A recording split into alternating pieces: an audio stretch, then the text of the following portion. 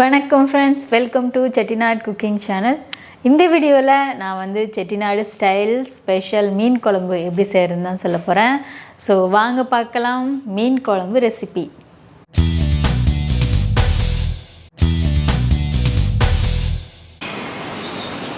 இப்போ வந்து நம்ம மீன் குழம்புக்கு நான் என்ன எடுத்திருக்கேன்னா, இன்றைக்கி சென்னகரை மீன் எடுத்திருக்கேன் 1/2 கிலோ கிட்ட. ஸோ இதை வந்து நல்லா ஆல்ரெடி க்ளீன் பண்ணி வச்சுருக்கேன். இதை வந்துட்டு இப்போது சின்ன சின்ன பீசஸாக கட் பண்ணி எடுத்துகிட்டு இதை குழம்பு செய்ய போகிறேன்.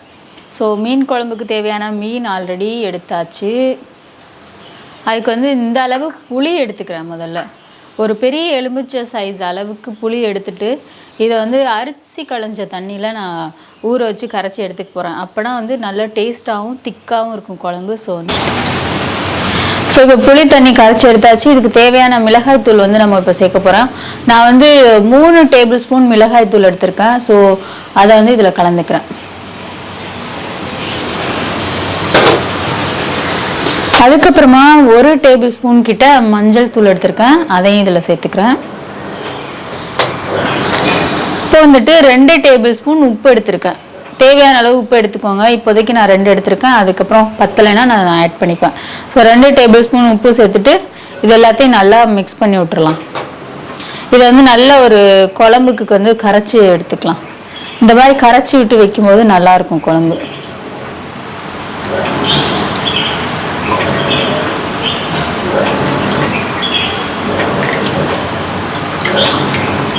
ஸோ இதை கரைச்சி எடுத்த பின்னாடி இதை வந்து அப்படியே தாளித்து நம்ம இந்த குழம்பை சேர்த்துட்டு அப்புறம் மீன் பீசஸ்லாம் சேர்த்துக்கலாம். இப்போ வந்து இதை நல்லா டேஸ்ட் பார்த்துக்கலாம். அப்போ தான் நம்ம எப்படி இருக்குது குழம்புன்னு தெரியும். நல்லா கரெக்டாக இருக்குது. எல்லாமே உப்பு புளி காரம் எல்லாமே கொஞ்சம் தூக்கலாக இருந்தால் தான் குழம்பு வைக்கும்போது நல்லாயிருக்கும். நான் வந்து இன்றைக்கி 2 டேபிள் ஸ்பூன் கிட்ட நல்லெண்ணெய் எடுத்திருக்கேன். நல்லெண்ணெய் சேர்த்தோம்னா தான் அந்த குழம்பு நல்லா டேஸ்ட்டாக இருக்கும்.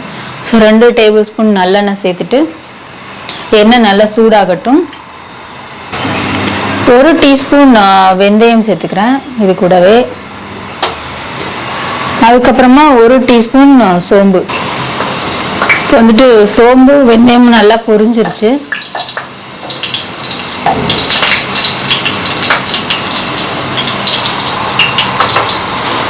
இதில் நம்ம வந்து நான் ஒரு 6 பல் பூண்டு வந்து கீறி வச்சுருக்கேன். அதையும் இதில் சேர்த்துக்க போகிறேன்.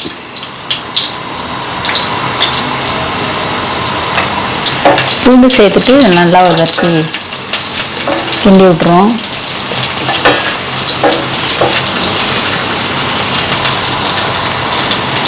அதுக்கப்புறமா நான் ஒரு 10லேருந்து 12 சின்ன வெங்காயம் வந்து இந்த மாதிரி ரவுண்டாக கட் பண்ணி வச்சுருக்கேன். சின்ன வெங்காயம் சேர்த்தோம்னா தான் மீன் குழம்பு நல்லா டேஸ்ட்டாக இருக்கும். ஸோ அதையும் இதில் சேர்த்துக்கிறேன். சின்ன வெங்காயம் போட்டதும் நல்லா மிக்ஸ் பண்ணி விட்டுருவோம்.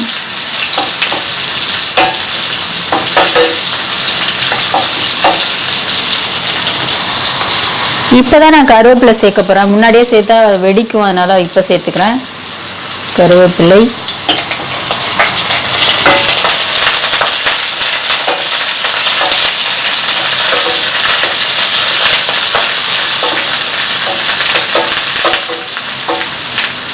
சேர்த்துட்டு இதை ஒரு வாட்டி நல்லா கலந்து விட்டு வெங்காயம் வந்து நல்லா ஒரு 3/4 பதத்துக்கு வதங்குற வரைக்கும் இதை நம்ம வதக்கி விட்டுறலாம்.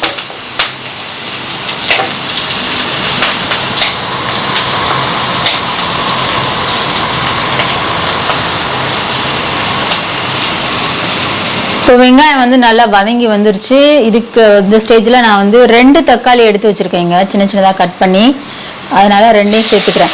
ஏன்னா இப்போ புளியை கம்மி பண்ணிவிட்டு தக்காளி ஜாஸ்தி சேர்க்கும்போது அதோட டேஸ்ட் வந்து நல்லாயிருக்கும். அதுக்கப்புறம் மீன் குழம்புக்கு நிறைய தக்காளி சேர்க்கணும், அப்போ தான் அது நல்லாயிருக்கும்.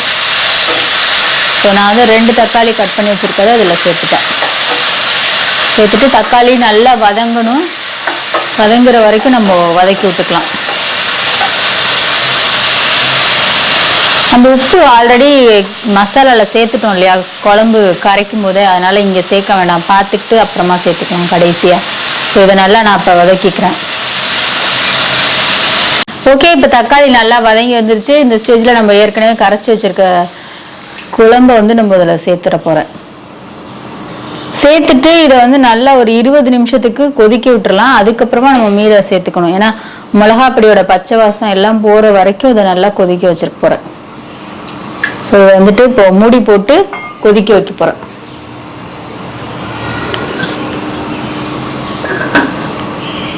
இருபது நிமிஷத்துக்கு கொதிக்க வச்சு எடுத்துக்க போறேன். 20 நிமிஷம் நல்லா கொதிச்சிருச்சு மீன் குழம்பு. இப்போ பார்க்குறேன் எப்படி இருக்குன்ட்டு.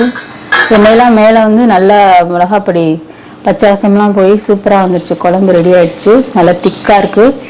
இப்போ வந்து நான் என்ன பண்ண போகிறேன்னா மீன் கட் பண்ணி வச்சுருக்கேங்க, அதை வந்து சேர்த்துக்க போகிறேன். ஆக்சுவலி இந்த மீனோட பேர் வந்து நகர மீனுன்னு சொல்லுவோம், இல்லைன்னா சங்கரா மீனுன்னு சொல்லுவாங்க. ஸோ அதை வந்து இப்போ ஒன்று வேணால் நான் அதில் சேர்த்துக்கிறேன்.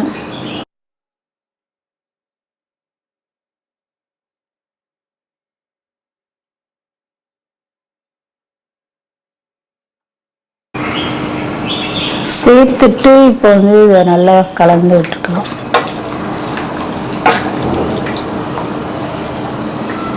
மீன் சேர்த்துட்டு இதை ஒரு 5 நிமிஷம் வெந்தா போதும், இல்லைன்னா மீன் ரொம்ப குழஞ்சு போயிடும். இந்த மாதிரி நான் ஒரு வாட்டி கலந்து விட்டுட்டு இதை மூடி வச்சு ஒரு 5 நிமிஷத்துக்கு வேக வச்சு எடுத்துக்க போறேன்.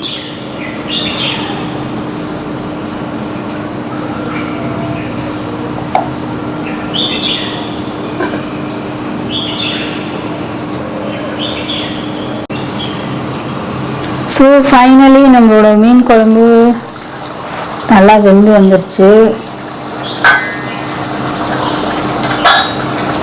மீன்லாம் நல்லா வெந்து பார்க்கவே சூப்பராக இருக்குது. அவ்வளோதான், ரொம்ப ஈஸியான செட்டிநாடு ஸ்டைல் மீன் குழம்பு தயார். ஸோ இதை வந்து நான் இன்றைக்கி வந்து சூப்பராக சாப்பிட போகிறேன். இதோட மிளகாய்த்தூள் வந்து எப்படி செய்கிறதுங்கிறத நான் ஒரு தனி வீடியோ போடுறேன், அதில் பாருங்கள். ஸோ இந்த ரெசிபி எல்லாருமே ட்ரை பண்ணி பாருங்கள். இந்த வீடியோ உங்களுக்கு பிடிச்சிருந்தா லைக் பண்ணுங்கள், ஷேர் பண்ணுங்கள், சப்ஸ்கிரைப் பண்ணுங்கள், கமெண்ட் பண்ணுங்கள் ஃப்ரெண்ட்ஸ். தேங்க்யூ, பாய்.